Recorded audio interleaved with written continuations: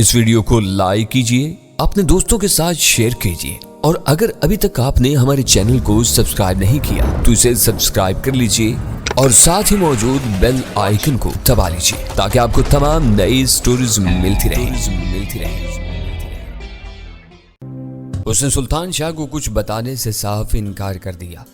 سلطان شاہ کی طرف سے پیغام ملنے کے بعد میں نے اسے رابطہ کیا تو وہ پھٹ پڑا اور رکے بغیر بہت کچھ بتاتا چلا گیا۔ جو رہ گیا تھا وہ میں نے موہن ہاؤس پہنچنے کے بعد اس کی زبان سے سن لیا۔ وہ مجھ سے لان پر باتیں کرتا رہا۔ اول خان پہنچا تو وہ ہم دونوں کو اپنے ساتھ اوپر والی منزل پر لے گیا۔ روی اس وقت بھی مصر تھا کہ اس کے بھائی کے الزام تراشی کے بارے میں ماروتی سے کوئی بات نہ کی جائے۔ مظہر جی، تم خود گواہ ہو کہ اس روز ماروتی میری معافی کے بارے میں تم سے ملنے اور باتیں طے کرنے کے لیے ہوٹل گئی تھی۔ روی بہت جذباتی انداز میں مجھ سے کہہ رہا تھا بھیا جی کو سر پیر کا کچھ علم نہیں تھا، بس انہوں نے ماروتی پر الزام لگا دیا۔ تم بتا رہے ہو کہ بھیا جی نے لکھا تھا کہ وہ باتیں ماروتی نے خود اسے انٹرکام پر بتائی تھی۔ اول خان نے کمزور لہجے میں نشاندہی کی۔ میری فون کال کے نتیجے میں وہ پولیس کی آمد سے پہلے موہن ہاؤس پہنچ چکا تھا۔ میں روی کے گھر سے ذرا دور اتر کر غزالہ کو گاڑی سمیت گھر کی طرف روانہ کر دیا، کیونکہ اس کا غیر ضروری طور پر کسی کی نظروں میں آنا مناسب نہیں تھا۔ میں ماروتی کو یہ سب بتانا بھی شرمناک سمجھتا ہوں۔ روی نے زور دے کر کہا بھیا جی کو میری اور اس کی شادی پسند نہیں تھی، وہ اس سے جلتے تھے۔ جب انہوں نے دیکھا کہ میں سرحد پار بھاگنے کی بجائے ان کے سینے پر مونگ ڈلنے کے لیے دوبارہ گھر میں آ گیا ہوں تو انہوں نے مایوس ہو کر ہم دونوں میں پھوٹ ڈلوانے کے لیے ایک نیا سوانگ تیار کر لیا۔ اپنے سگے بھائی کی موت کو تم سوانگ قرار دے رہے ہو؟ اول خان بے ساختہ بول پڑا۔ ان کی موت تو ایک اٹل حقیقت ہے، سوانگ الزام تراشی کا تھا۔ ان کا خیال تھا کہ میں اوپر جا کر غصے میں ماروتی کو شوٹ کر دوں گا اور پھر اس کے قتل کے الزام میں سولی پر چڑھ جاؤں گا۔ ان میں سے کچھ بھی نہ ہوا، بس میں یہی کہہ سکتا ہوں کہ بھیا جی سٹھیا گئے تھے۔ ان کا آخری حربہ ناکام ہوا تو ان کی عقل معاف ہو گئی۔ ہم دونوں سے اپنی جان نہ چھوٹتے دیکھ کر انہوں نے مایوسی میں خود کو مار لیا۔ جو گڑھا وہ میرے لیے کھود رہے تھے اس میں خود ہی جا گرے۔ اب یہ بات تم ہی پولیس والوں کو سمجھا سکو گے۔ یہ اندازہ مجھے بھی ہو چکا تھا کہ جگدیش کی خودکشی کا معاملہ پولیس کیس تھا۔ مقامی پولیس کی بے رحمانہ تفتیش سے نمٹنا میرے بس سے باہر تھا، کیونکہ میرے پاس کوئی ایسی شناخت نہیں تھی جس کے بنا پر میں ان کی کسی کارروائی پر اثر انداز ہونے کی کوشش کرتا۔ وہ شعبدہ اول خان یا اس کا کوئی ماتحت دکھا سکتا تھا۔ میں نے وہ سب بھانپتے ہوئے اسے جلد از جلد موہن ہاؤس پہنچنے کے لیے کہا تھا اور وہ میری توقع سے پہلے وہاں آ گیا۔ معاملہ ذرا سنگین ہے، اول خان نے سنجیدگی سے کہا۔ تم مرتے تو جگدیش مشکوک قرار پاتا، اس کی خودکشی کے بعد سب کچھ تمہارا ہو جائے گا، اس لیے اب تم پر شبہ کیا جائے گا۔ خطرناک بات یہ ہے کہ تمہاری بہاوت جگدیش کے لکھے ہوئے پرچے کی بات اچھالے گی۔ وہ کچھ نہیں جانتی کہ اس میں کیا لکھا ہوا تھا۔ روی نے جلدی سے وضاحت کی۔ اظہر جی، میں نے وہ خطرناک کاغذ پڑھتے ہی پھاڑ ڈالا تھا۔ میں کہہ دوں گا کہ میں نے اسے کموڈ میں بہا دیا۔ ہم دونوں بھائیوں کی ساری باتیں اشاروں کنایوں میں ہوئی تھیں۔ میں نے تمہاری بہاوت کو دیکھا ہے۔ میں نے زبان کھولی۔ وہ اتنی سیدھی نہیں ہے کہ عزت اور موت کے حوالوں کے باوجود بات نہ سمجھی ہو۔ نہیں مظہر بھائی، اس کے سمجھنے سے کیا ہوتا ہے؟ اس کا آدمی حرام موت مرا ہے، وہ کسی نہ کسی پر تو الزام ڈالے گی۔ وہ جو کچھ بکتی ہے بکتی رہے، ثبوت کہاں سے لائے گی؟ تم کہو تو میں کاغذ سے ہی مکر جاؤں گا۔ کیسا کاغذ؟ کہاں کا کاغذ؟ اس کا پرزے میری جیب میں ہے، وہ میں ابھی چولہے پر ڈال کر ذرا سی دیر میں جلا دیتا ہوں۔ وہ اپنے مدافعت کے لیے سب کچھ کر گزرنے پر تلا ہوا تھا۔ اگر ماروتی کے منہ سے کوئی ہلکی پھلکی یا بھاری بات نکل گئی تو کیا بنے گا؟ اول خان نے پوچھا۔ وہ بیچاری تو اپنے کمرے میں لیٹی ہری چند کو رو رہی تھی۔ روی نے اپنی بیوی کی طرف داری کرتے ہوئے کہا۔ اس کے فرشتوں کو بھی نہیں معلوم کہ نیچے کیا ہو رہا تھا۔ وہ کوئی غلط بات کہہ ہی نہیں سکتی۔ ہم ایک گھر میں اوپر نیچے رہتے ہیں، دن بھر میں 20 دفعہ انٹرکام پر بات ہوتی ہے۔ بولنے اور سننے والے کے سوا تیسرے کو کچھ معلوم نہیں ہوتا کہ کیا باتیں ہوئی ہیں، جبکہ تم دونوں میرے ساتھ ہو۔ میری بھاوج کی باتوں پر کوئی کان نہیں دھرے گا۔ ہم دونوں تمہارے ساتھ ہیں، اول خان نے نرمی سے کہا، لیکن یہ ساتھ ہر جگہ کام نہیں آ سکتا۔ ہم نے جس معاملے میں تمہارے پورے تحفظ کا یقین دلایا تھا، اس بارے میں کوئی تمہیں ملوث نہیں کرے گا۔ تمہارے نئے اور گھریلو مسائل اس یقین دہانی میں شامل نہیں تھے۔ اوہ اظہر جی، یہ کیا کہہ دیا تم نے؟ روی نے فوراً ہی اعتراض جڑ دیا۔ میں نے تمہیں کرشن کمار کے بارے میں بتا دیا تھا۔ ماروتی کا وعدہ پورا ہو گیا اور میں آزاد ہو گیا۔ پھر بھی میں نے ہری چند کو پکڑوانے میں تمہارا پورا ساتھ دیا۔ تم کو بھی میرا ساتھ دینا چاہیے۔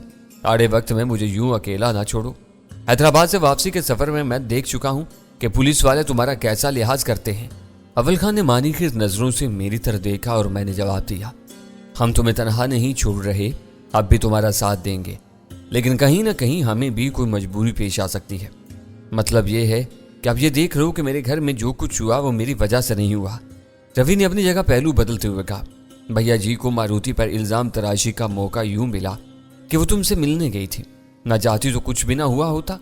अभी तुमने कहा था कि भैया जी अपने ही खोदे हुए कड़े में जा गिरा। मुझे खामोश पाकर अव्वल खान ने बात जारी रखी, उसने खुदकुशी न की होती तो वो कहीं ना कहीं तुम्हें फंसवा देता। इस दुश्मनी का मारुति के जाने या ना जाने से कोई ताल्लुक नहीं था। इस दौरान में मेरी तवज्जो किसी और तरफ से मबजूल हो चुकी थी। घर के निचले हिस्से में कोहराम बरपा था। सब लोग ऊपर वाली मंजिल को भूले हुए थे, मगर मेरी छठी हिस्स ने अचानक ही मुझे खबरदार किया था। मुझे शुबा हुआ था कि कोई कमरे के बाहर छुप कर हमारे दरमियान होने वाली गुफ्तगू सुन रहा था। मेरा वो एहसास चंद ही लम्हों में इस कदर तवाना हो गया कि मैं अव्वल खान की बात मुकम्मल होते ही अपनी जगह छोड़े बगैर उस नादीदा शख्स को ललकार बैठा, बाहर कौन है, सामने आओ। मेरी करख्त आवाज पर वो दोनों भी भड़क उठे और उसी लम्हे फर्श पर किसी के नंगे पांव दौड़ने की धमक सुनाई थी। मेरा शुबा दुरुस्त साबित हुआ था। वो जो कोई भी था मेरी आवाज सुनते ही भाग निकला था। हम तीनों ने बैक वक्त दरवाजे की तरफ छलांगे लगाई, मगर हमें ताकीर हो चुकी थी। नंगे पांव भागने वाला हम सब की तवक्का से कहीं ज्यादा फुर्तीला साबित हुआ था और चश्मे ज़दन में किसी छल्लावे की तरह गायब हो चुका था। इस मंजिल के किसी दूर उफ्तादा हिस्से में नंगे पांव दौड़ने की धमक बस मजीद एक लम्हे के लिए बरकरार रही और फिर यकायक मादूम हो गई। हम दोनों मकान के साख से बेखबर थे, इसलिए पेशवाई रवि के जिम्मा आ गई थी। उसने मकान के एक मखसूस हिस्से की तरफ दौड़ लगाई और हम उसके पीछे हो लिए। आगे वो रास्ता मसदूद हो गया। वहां दूर दूर तक किसी का नामो निशान नहीं था। वो वाकया इस कदर अनोखा और सनसनीखेज था कि हम तीनों परेशान हो गए। वो जो कोई भी था उसने हमारे दरमियान होने वाली बहुत अहम बातें सुननी थी। हम तीनों ने एक दूसरे से अलग होकर पूरा फ्लोर छान मारा, मगर कहीं कोई जीरो नहीं मिल सका। यह बात यकीनी थी कि भागने वाले ने जीनों की राह इख्तियार नहीं की थी। गालिब इम्कान ये था कि वो मकान के पिछले हिस्से की तरफ गया था और वहां वाकया स्टोर की खुली हुई 2 खिड़कियों में से किसी के जरिए छज्जे पर कूद कर नीचे पहुंच गया था। मुझे और अव्वल खान को वक्त की अहमियत का पूरा एहसास था। फरार होने वाला नामालूम शख्स नीचे मौजूद सोगवारों की भीड़ में मिलकर भी फौरी तौर पर अपने चढ़े हुए सांसों पर काबू नहीं पा सकता था। हम दोनों तेजी से जीने उतरते चले गए। इस बार रवि हमारे पीछे था, मगर वो जीने खत्म होने से पहले हमसे आ मिला। नीचे इसे कैसे तलाश करोगे? उसने सरगोशियाना लहजे में पूछा। इसका सांस चढ़ा हुआ होगा। मेरी आवाज पर वो पूरी रफ्तार से भागा था। मैंने कहा, हैरत है कि किसी आहट के बगैर तुम्हें शुबा हो गया। मैं देखता हूँ। रवि बुड़बुड़ाया और आगे बढ़ गया। जगदीश के लवाहिकीन और मुलाजिम ड्राइंग रूम में इसकी लाश के गिर्द जमा थे। रवि इनका जायजा लेकर नाकाम लौट आया, मगर इस बार वो उजरत में था। उसने बहुत बेताबी से निचली मंजिल का जायजा लिया, 2-3 मुलाजमों से पूछताछ की, फिर शिकस्त खोरदा अंदाज में वापस आ गया। शयाम गायब है। थोड़ी देर पहले वो यहीं मौजूद था। मैंने ऊपर जाते हुए खुद उसे देखा था। वो मौजूद था तो अब कहाँ गया? अव्वल खान ने जीनों का रुख करते हुए पूछा। सब बाथरूम खुले हुए हैं। रामू बता रहा है कि वो अगले हिस्से से बाहर नहीं आया। मालूम नहीं कहाँ मरा हुआ है। रवि इस वाक़े से खौफजदा नजर आ रहा था। मारुति ने रात के घर से निकलने के लिए एक नया रास्ता दरियाफ्त किया था। मैंने उसे याद दिलाया।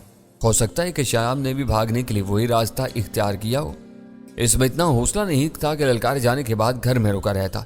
इस बार हम तीनों ऊपरी मंजिल की लाबी में रुक गए, जहाँ किसी के छुपने या सुनगुन लेने की कोई गुंजाइश नहीं थी, मगर हमारी वो एहतियात बाद अज वक्त और कतई बेसूद थी। हमारा मुजरिम अपना काम पूरा करके फरार हो चुका था। इसे कृष्ण कुमार ने भेजा था। रवि खुद कलामी के अंदाज में बोला। सूरज से बहुत मस्कीन और जरूरतमंद नजर आता था, मगर पक्का नमक हराम निकला। हर मुलाजिम बता रहा है कि वो थोड़ी देर पहले नीचे मंडला रहा था, अब गायब है। रवि के इंकिशाफ पर हम दोनों चौंक पड़े। कृष्ण कुमार जहन्नुम वासिल हो चुका था, मगर उसका हसेब हमारा पीछा कर रहा था। शयाम उसका भेजा हुआ आदमी था तो यकीनन उसी का मुखबर था, जिसे कृष्ण कुमार ने जगदीश और रवि की घरेलू सरगर्मियों की निगरानी के लिए मुलाजिम के रूप में वहां भेजा था। वो खुद कराची से बहुत दूर थर के रेगिस्तानी इलाकों में रहता था। इम्कान ये था कि शयाम अपनी इतलात किसी मकामी शख्स को पहुंचाता रहा होगा, जो चीदा चीदा नकात कृष्ण कुमार तक बढ़ा देता होगा। उस वक्त तक ऐसा कोई दरमियानी शख्स हमारी नज़र में नहीं आया था। वो जहां भी था बिल्कुल महफूज, और शयाम के साथ उसका खुफिया राब्ता बदस्तूर इस्तवार था।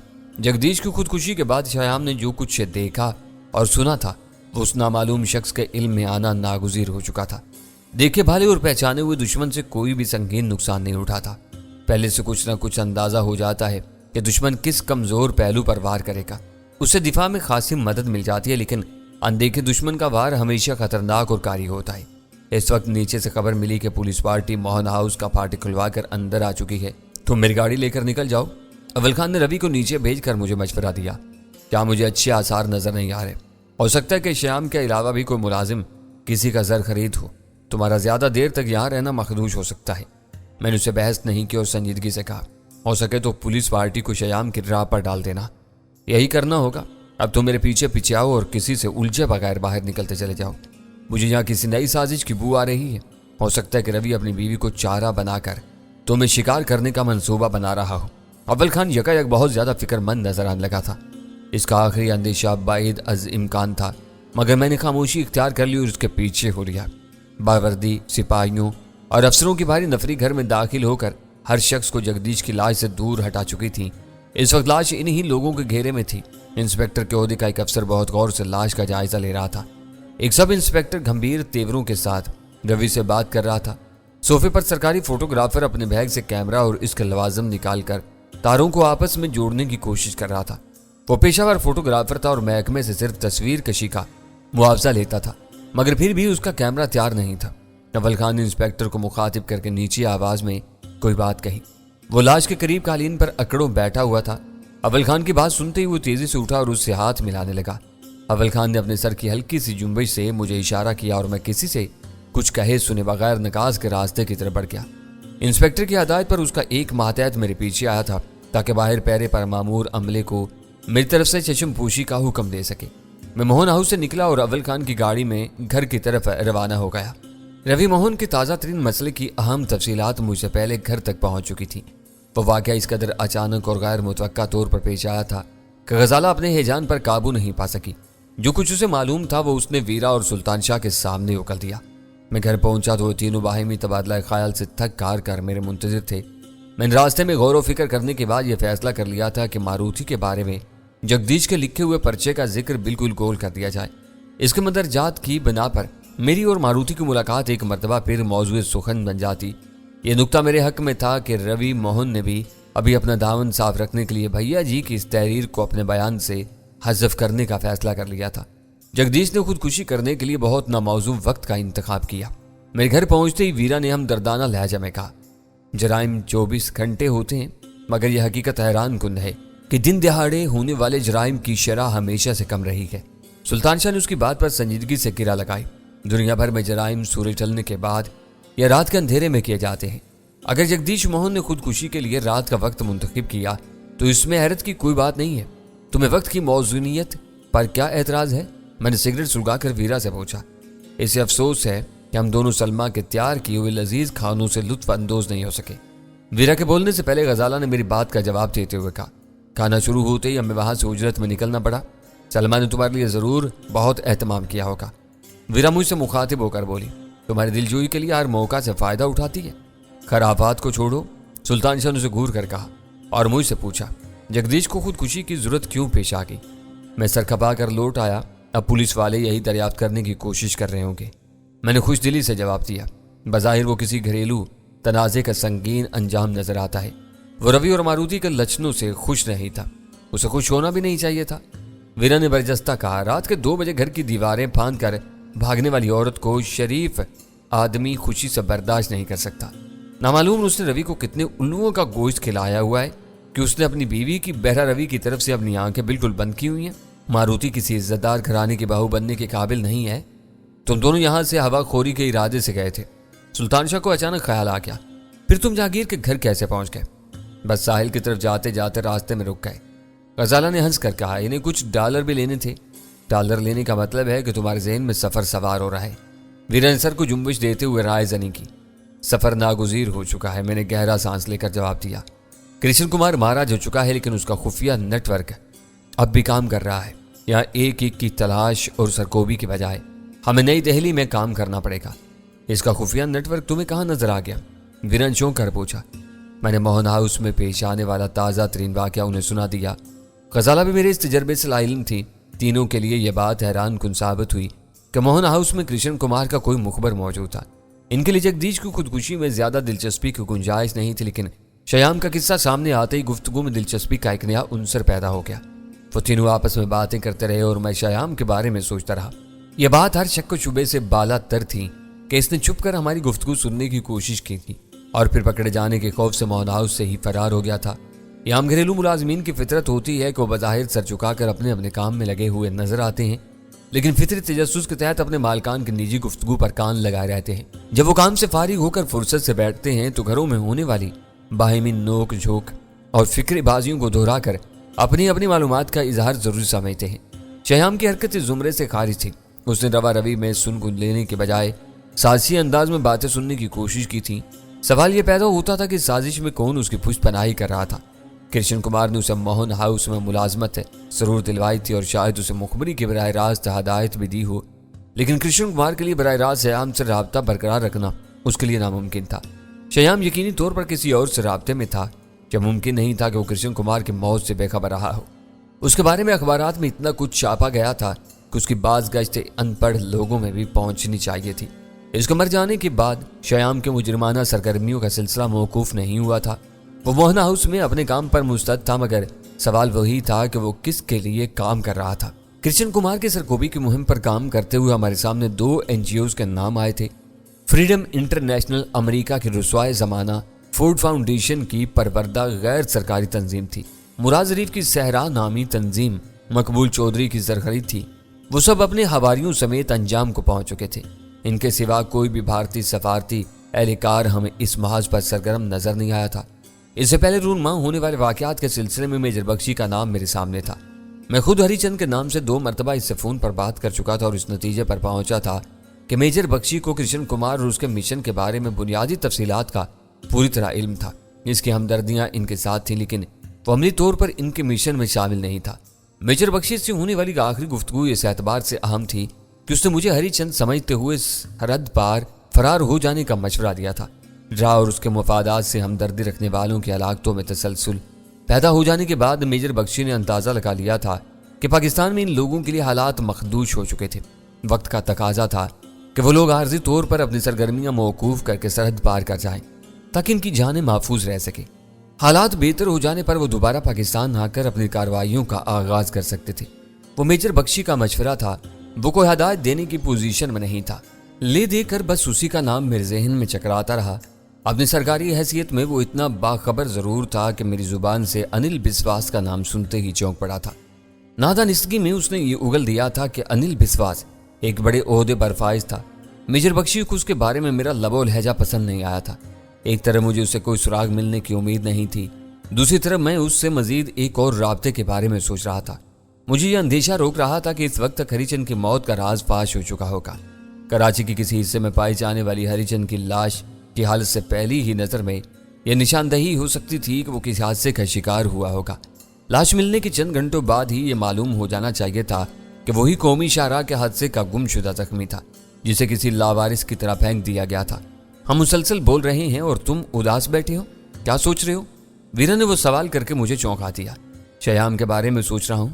मैं उसे ललकारने की गलती न करता तो वो किसी दुबके हुए चूहे की तरह हमारे हाथ आ गया होता। मैंने मुस्कुराते हुए कहा, कुछ समझ में नहीं आ रहा कि वो अब कहाँ गया होगा। एक मरतबा फिर मेजर बख्शी की दुम रोड़ो, वो कुछ न कुछ उगल देगा। वीरा ने खलूस से मशवरा दिया। अब तक हरिचंद की मौत का राज खुल चुका होगा। वो बहुत काया आदमी है। मैंने किसी और नाम से उसे फोन किया तो अपने खौल से जरा भी बाहर नहीं आएगा। इसे छेड़ने से कुछ हासिल नहीं होगा। बख्शी वैसे भी कृष्ण कुमार के नेटवर्क में शामिल नहीं था। सुल्तान शाह ने मेरी बात काट कर कहा, वो नेट में हो या ना हो, एक जिम्मेदार अफसर जरूर है। खामोशी से इन सब की सरगर्मियां मॉनिटर करता रहता होगा। वीरा अपनी बात पर अड़ी रही। ऐसा न होता तो कृष्ण कुमार के बारे में ज्यादा बाखबर नहीं हो सकता था। सबसे अलग थलग रहकर वो इनकी सरगर्मियों पर नजर नहीं रख सकता। गजाला बोली, यह जदीद मवासलाती सहूलतों का दौर है। वीरा ने इस्तज़ाइया अंदाज में कहा, फोन और मोबाइल से ज्यादा वायरलेस ऑपरेटर्स इस्तेमाल होते हैं। ऐसे कामों में हर वक्त और हर जगह राब्ते की सहूलत की फराहमी नागुज़ीर होती है। बख्शी एक ऑपरेटर्स ऑन रखकर इनकी ज्यादातर बातें सुनने की पोजीशन में है। इनके मुज़ाकरात में दखल अंदाज हुए बगैर वो पल पल की खबर रख सकता है। वो ठीक कह रही थी। मैं इस पहलू को यकसर फरामोश कर बैठा था। अगर श्याम राह का कोई तजर्बेकार एजेंट था तो वो एक हिसास मगर नन्हे से लासिल की आले के जरिए किसी को भी अपनी रिपोर्ट दे सकता था। जरूरी नहीं था कि इसका कराची ही में किसी से राब्ता हो। फिर भी मैं इसे छेड़ने का खतरा मोल नहीं लूंगा। मैंने कदर तवक्कुफ के बाद फैसला कुन लहज़े में कहा। श्याम बहुत कुछ सुन लेने के बाद फरार हुआ था। अगर वो लोग कृष्ण कुमार की मौत के बाद भी फाल हैं तो श्याम के फरार का नतीजा कहीं न कहीं सामने जरूर आएगा। تم خود اندازہ لگا سکتی ہو کہ وہ نتیجہ زیادہ خوشگوار نہیں ہوگا۔ ویرا نے مجھے یاد دلایا۔ سب سے پہلے روی کی شامت آئے گی۔ میرے دل میں جنم لینے والا اندیشہ سلطان شاہ کی زبان پر آ گیا۔ تم بتا چکے ہو کہ گفتگو کے آخری موڑ پر وہ کرشن کمار اور ہری چند کے انجام کے بارے میں اپنی خدمات گنوا رہا تھا۔ ہاں، میں نے اقرار کیا۔ شیام نے گفتگو کا وہ آخری حصہ ضرور سنا ہوگا۔ اب روی کو محتاط رہنا پڑے گا۔ ہم دونوں جہانگیر کے گھر سے خالی پیٹ لوٹے تھے۔ غزالہ نے کھانا لگایا۔ ویرا اور سلطان شاہ پہلے ہی اپنی شکم سیری کر چکے تھے، ہمارا ساتھ دینے کے لیے میز پر آ بیٹھے۔ آپس کی باتیں ایک دائرے میں گھومتی رہیں۔ اس سوال کا جواب کسی کے پاس نہیں تھا کہ شیام کہاں گیا ہوگا۔ اول خان رات 12 بجے کے بعد ٹیکسی کے ذریعے گھر پہنچا۔ وہ خاصا تھکا ہوا تھا اور مزمحل نظر آ رہا تھا۔ اگر اس کی گاڑی میرے پاس نہ ہوتی تو شاید وہ موہن ہاؤس کے معاملات نمٹانے کے بعد سیدھا اپنے گھر روانہ ہو گیا ہوتا۔ روی نے اسے اپنی گاڑی میں واپس بھجوانے کی پیشکش کی تھی، جسے اول خان نے نرمی سے مسترد کر دیا۔ وہ ہمارے فون نمبر سے پہلے ہی واقف تھا۔ اول خان اسے گھر دکھا کر مزید کوئی الجھن مول لینے پر آمادہ نہیں تھا۔ موہن ہاؤس پہنچنے والی پولیس پارٹی کا سربراہ سمجھدار اور نرم خو آدمی تھا۔ اول خان کو اسے یہ سمجھانے میں کوئی دقت پیش نہیں آئی کہ جگدیش کی خودکشی ایک خالص گھریلو معاملہ تھا اور وہ گھرانہ اپنی بعض مذموم سرگرمیوں کی وجہ سے اسپیشل ٹاسک فورس کی نظروں میں آیا ہوا تھا۔ ایسی صورت میں پولیس کو زیادہ گہرائی میں جانے کی ضرورت نہیں تھی۔ جگدیش نے جن حالات میں خودکشی کی تھی، ان کے بنا پر ماروتی اور جگدیش کی بیوہ کے درمیان خاصی تلخی تھی، جو ایک مرحلے پر ہاتھا پائی تک پہنچ گئی، مگر روی نے خاصی بردباری سے کام لیا۔ پولیس افسر رسمی کارروائی اور خانہ پوری کے بعد آسانی سے اس پر آمادہ ہو گیا کہ مرنے والے کے پس ماندگان کی خواہش پر لاش کا پوسٹ مارٹم نہ کیا جائے۔ پولیس پارٹی کو گھر سے رخصت کرنے کے بعد اول خان روانہ ہوا تھا۔ روی اس کی مدد کے لیے تہہ دل سے اس کا ممنون تھا۔